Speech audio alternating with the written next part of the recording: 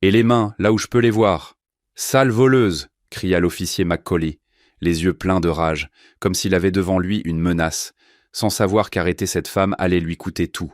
Elle eut à peine le temps d'ouvrir la bouche pour demander ce qui se passait, que Kendra était déjà menottée, face contre terre sur l'asphalte brûlant, quand quelqu'un cria « Ce n'est pas la femme qui a volé le magasin, je l'ai vue et ce n'était pas elle. » Mais l'officier Macaulay, consumé par sa rage, ne se retourna même pas. « Circulez ou je vous arrête aussi », dit-il sans le regarder, tout en serrant davantage les menottes. Kendra hurla de douleur. Elle portait son badge d'identification autour du cou. Elle avait du sang sur la lèvre à cause de la chute et les larmes lui brouillaient la vue. 1 heure plus tôt, elle sauvait des vies. Maintenant, elle gisait au sol comme une criminelle, sans comprendre pourquoi. L'officier ne cherchait pas la justice. Il cherchait quelqu'un à blâmer, et pour lui, cela suffisait. La foule commençait à les entourer, certains filmant avec leur téléphone, d'autres discutant entre eux. « Elle n'a rien volé.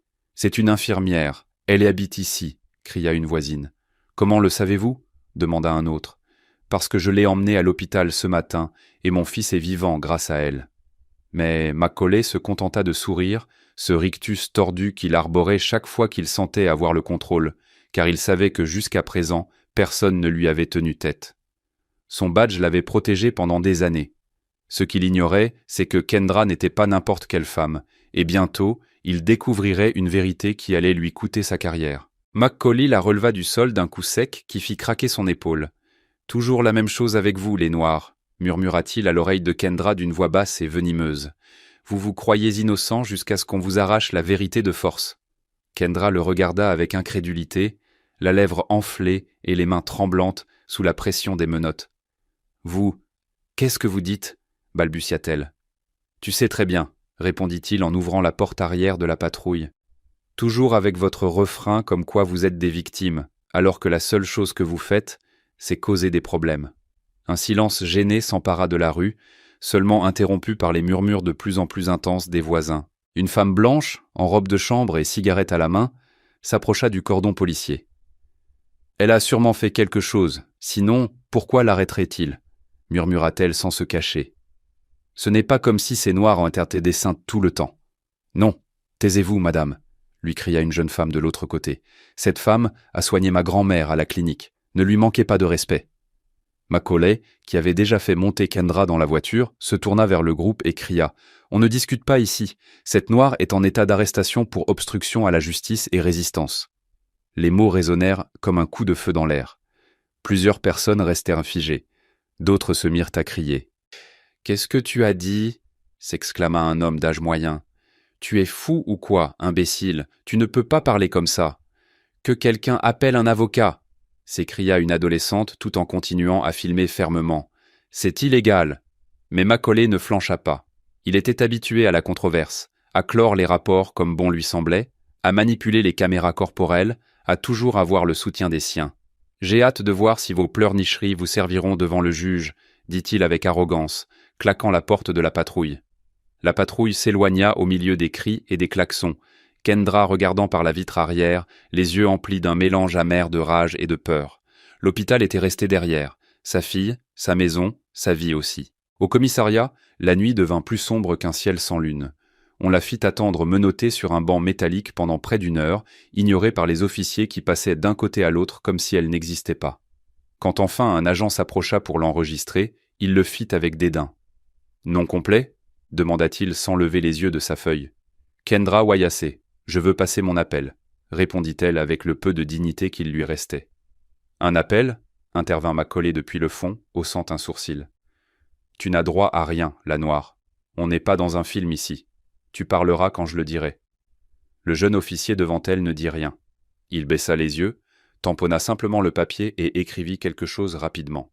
Kendra ouvrit la bouche pour protester, mais l'officier de service avait déjà fait un geste. Un gardien plus corpulent apparut de nulle part et l'emmena sans dire un mot vers une cellule froide, sans fenêtre, sans horloge, sans notion du temps. « Est-ce que je peux au moins appeler ma fille ?» demanda-t-elle avant qu'il ne ferme la porte. « Préoccupe-toi du juge, pas de ta gamine », répondit le gardien en ricanant. Le lit était en béton. Les toilettes n'avaient pas de couvercle. Le froid pénétrait jusqu'aux os, mais rien ne faisait aussi mal que l'impuissance. Elle n'avait aucune idée de pourquoi elle était là. Personne ne lui avait lu ses droits, personne ne lui avait expliqué les charges, il n'y avait pas d'avocat, pas d'appel, seulement un silence épais, comme si le monde avait décidé d'ignorer son existence pour une nuit. Et ainsi elle passa les heures à se rappeler le visage de sa fille endormie, la fatigue de ses gardes à l'hôpital, le regard vide de Macaulay et sa voix venimeuse. « Tu n'as droit à rien. » Quand l'aube se leva, on la réveilla d'un coup sec sur les barreaux. « Debout, tu vas voir le juge. » Kendra se leva lentement. Elle n'avait aucune idée de ce qui l'attendait de l'autre côté de cette porte, mais elle savait une chose avec certitude. Elle n'allait pas se laisser enterrer en silence. Le trajet de la cellule à la salle d'audience fut lent, presque cérémoniel. Kendra avait les poignets marqués par les menottes, les yeux gonflés de n'avoir pas dormi et l'estomac vide. L'uniforme orange qu'on lui avait mis était trop grand, et à chaque pas, elle sentait qu'on la dépouillait, non seulement de sa dignité, mais de son humanité. Le policier qui l'escortait ne dit pas un mot. Il lui indiqua simplement d'un geste d'attendre devant les lourdes portes doubles du tribunal. De l'autre côté, Macaulay était déjà installé à côté du procureur de permanence, les bras croisés et ce sourire satisfait qui semblait gravé sur son visage. Son rapport était déjà préparé, rempli de phrases vagues et de mots qui déguisaient l'arbitraire sous des formules juridiques creuses, comportement suspect, résistance passive, attitude provocante. Le genre de langage que les juges acceptaient généralement sans trop poser de questions, surtout venant de lui. Mais cette fois, il y avait une variable qu'il n'aurait jamais pu prévoir. Les portes s'ouvrirent. Kendra entra, escortée. Elle marcha droit vers le banc des accusés sans regarder personne. Le murmure du public s'éteignit immédiatement quand la voix du greffier annonça « Affaire numéro 2481, l'État contre Kendra Wyas ».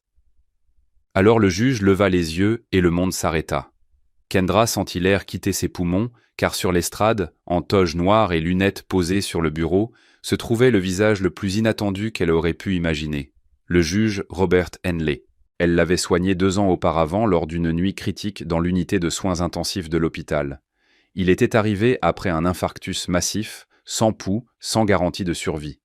Et c'était Kendra qui avait refusé d'abandonner pendant le code bleu, qui lui avait fait des compressions thoraciques jusqu'à ce que l'équipe de cardiologie puisse intervenir, qui était restée à son chevet pendant les heures suivantes, vérifiant chaque moniteur, chaque lecture.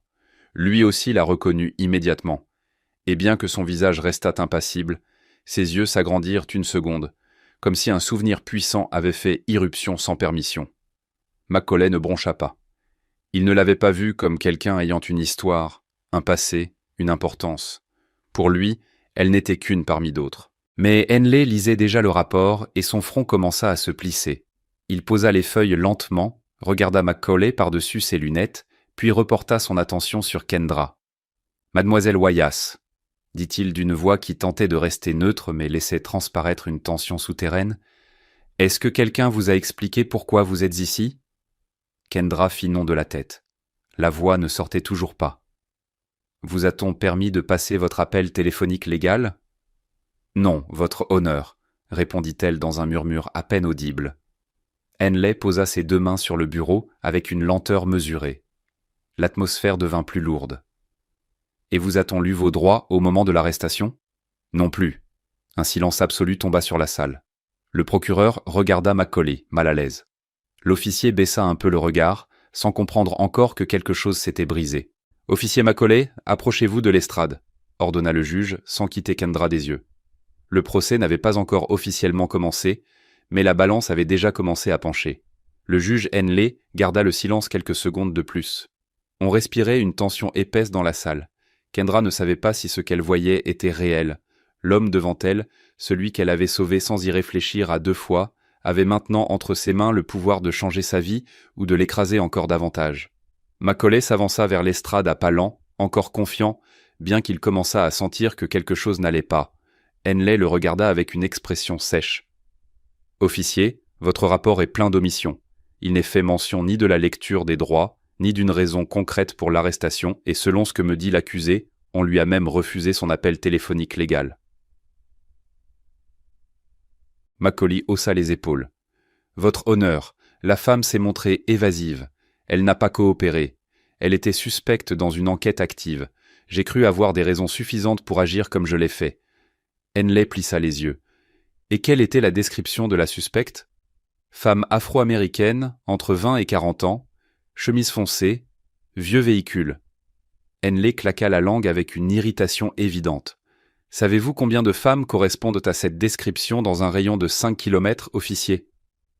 Avant qu'il ne puisse répondre, la porte du fond de la salle s'ouvrit d'un coup sec. Tout le monde tourna la tête. Un homme grand, robuste, en uniforme bleu marine, avec des insignes argentés brillants sur la poitrine, entra aussitôt, un grade bien supérieur à celui de quiconque présent. Le commandant Harold Greene, l'un des officiers les plus respectés de l'État. Le silence fut instantané. Seuls ses pas résonnèrent sur le sol de marbre, ferme, décidé. Il avait le visage tendu. Dans ses mains, un document. Dans son regard, du feu. Macaulay pâlit en le reconnaissant. « Commandant Greene, » balbutia le procureur. « Nous vous attendions. » Greene ne répondit pas. Il marcha droit vers le juge, mais ses yeux s'arrêtèrent sur Kendra. Elle le regarda sans pouvoir cacher sa surprise. Sa bouche s'entr'ouvrit, mais elle ne dit rien. Ce n'était pas nécessaire. Cet homme était son père. Son père adoptif. Il l'avait élevé depuis ses 8 ans, quand il l'avait trouvée seule dans un foyer d'accueil après la mort de sa mère biologique. Il l'avait inscrite dans sa première école, lui avait appris à faire du vélo, l'avait emmenée à l'hôpital quand elle s'était cassé le poignet en 6e. Il l'avait serrée dans ses bras en silence le jour où elle avait obtenu son diplôme d'infirmière, et maintenant il la voyait en uniforme de détenue, avec des fers aux chevilles, devant un tribunal pour un crime inexistant. Il se tourna vers le juge, sa voix grave et ferme. « Votre honneur, je viens d'apprendre cette situation par une source non officielle. Je demande à intervenir immédiatement en qualité d'officier supérieur et représentant légal provisoire de Kendra Wyas. » Le procureur bégaya. « Monsieur, avec tout le respect, ce n'est pas la procédure habituelle. »« Et arrêter une femme sans preuve, ça l'est » l'interrompit Greene sans élever la voix, mais avec une autorité qui fit asseoir le procureur immédiatement. Henley acquiesça d'un geste sec. « J'accepte votre participation. »« Poursuivez, commandant. » Greene sortit un dossier de sa serviette, le posa sur l'estrade et l'ouvrit, montrant des registres, des photographies et des images de caméras de surveillance. « Voici les preuves de l'affaire réelle. La suspecte du vol a été arrêtée ce matin dans une autre juridiction. Il y a des enregistrements de sécurité et des témoins. Cette femme, dit-il en désignant Kendra sans la regarder, n'a rien à voir avec cet incident. De plus, son dossier professionnel est impeccable. C'est une infirmière diplômée, sans antécédents, et qui plus est, membre actif de la communauté. » Il se tourna lentement vers Macaulay, qui ne souriait plus. « Et vous, officier, vous venez de commettre un abus de pouvoir inexcusable. Non seulement vous l'avez arrêté sans motif, mais vous lui avez refusé des droits fondamentaux. Tout cela par préjugé et arrogance. » Henley, maintenant clairement indigné, ferma le dossier d'un coup. « Ça suffit. J'ordonne la libération immédiate de l'accusé. Et officier Macaulay, préparez votre défense. Parce que ceci ne s'arrête pas là. » Macaulay recula d'un pas. Le procureur baissa la tête. Kendra ne bougea pas. Elle ne comprenait toujours pas si tout cela était réel ou un cauchemar tordu. Greene fit un pas vers elle. Sa voix s'adoucit. « Rentrons à la maison, ma fille. Tu n'es plus seule. » Mais dans les yeux de Kendra, quelque chose avait changé. Elle n'était plus seulement une victime. Elle était maintenant un témoin, et bientôt elle deviendrait une voix impossible à faire taire. Kendra restait debout, paralysée, sans bouger même quand le juge ordonna qu'on lui retire les menottes. Le gardien s'approcha en silence, presque honteux, et lui enleva les fers avec un clic sec qui résonna dans toute la salle. Elle regarda ses poignets marqués, mais ce qui la brisa ne fut pas la douleur physique. Ce fut quand son père, le commandant Harold Greene, s'approcha et, sans dire un mot, la serra fort dans ses bras. Pas comme un geste formel, pas en tant que figure d'autorité, mais comme un père qui vient de voir sa fille humiliée, traînée et brisée par un système censé la protéger. Elle laissa échapper un sanglot étouffé, le premier depuis son arrestation, et enfouit son visage contre sa poitrine. Elle tremblait. Toute la rage contenue, la peur, la honte sortirent sous forme de larmes tandis que son père la tenait sans la lâcher, une main dans son dos, l'autre sur sa nuque, comme quand elle était petite et faisait des cauchemars. « Je suis désolé, » dit-il à voix basse, tremblant lui aussi. « Je suis désolé, ma fille. Je suis arrivé trop tard. Tu n'aurais jamais dû vivre ça. » La salle était restée silencieuse. Pas une toux, pas un murmure. On n'entendait que les sanglots de Kendra, de plus en plus libérateurs. Quand ils se séparèrent, le commandant Greene se tourna vers l'estrade, le regard chargé d'un calme tendu. Il se mit au garde à vous, devant le juge. « Votre honneur, je demande l'émission immédiate d'un mandat d'arrêt contre l'officier Darren McCauley pour arrestation illégale, abus d'autorité, privation de droits constitutionnels et conduite inappropriée sous serment. » Henley acquiesça sans hésiter. Mandat approuvé. L'officier McCauley est formellement en état d'arrestation. La bouche de McCauley s'ouvrit pour protester, mais Green avait déjà fait un léger signe. 2 agents du tribunal s'approchèrent et, pour la première fois, lui passèrent les menottes, les mêmes qu'il avait utilisées pour humilier Kendra la nuit précédente. « C'est une erreur !» cria-t-il, sa voix désormais dépourvue de son arrogance d'avant. « C'est une chasse aux sorcières. » Green s'approcha de lui et lui murmura à l'oreille « Non, Darren, c'est la justice. » Tandis qu'on l'emmenait, le juge Henley se leva, retira ses lunettes et regarda Kendra avec une expression de sincère gratitude. Il descendit de l'estrade jusqu'à elle, chose rare dans une salle d'audience. « Mademoiselle Wyas, dit-il d'une voix ferme mais émue, je n'ai pas assez de mots. Ce jour-là, à l'hôpital, vous m'avez sauvé la vie. Aujourd'hui, vous m'avez rappelé pourquoi je porte cette toge. » Il lui tendit la main, mais quand elle s'apprêta à la serrer timidement, il fit quelque chose de plus. Il la prit brièvement dans ses bras, avec respect, mais chargé de sens. « Merci, dit-il simplement, non seulement pour ma vie, mais pour nous avoir rappelé à tous ce que vaut une vie. » Kendra ferma les yeux, cette fois non par peur, mais parce qu'elle sentait enfin que quelque chose s'était rééquilibré dans un monde où, pendant si longtemps, tout avait penché contre elle. Des semaines après le procès, l'officier Darren McCauley fut officiellement destitué de ses fonctions, sans honneur ni indemnité. Il fait face à des poursuites pénales pour arrestation illégale, abus d'autorité et conduite discriminatoire, et attend son procès en résidence surveillée avec un bracelet électronique à la cheville qui, selon lui coupe la circulation. Il ne patrouille plus dans les rues, n'impose plus son autorité avec un badge. Maintenant, c'est juste un homme de plus, piégé par le même système qu'il croyait pouvoir manipuler impunément. Kendra, de son côté, est retournée à l'hôpital. Elle n'a pas voulu d'interview, ni de célébrité. Elle a seulement demandé à reprendre sa routine, sa fille et sa vocation. Mais chaque fois qu'un nouveau patient arrive pendant sa garde, son nom apparaît sur un petit badge d'identification sur sa poitrine. Kendra Wayasé, infirmière diplômée. Et en dessous, écrit à la main, un rappel. Plus jamais invisible.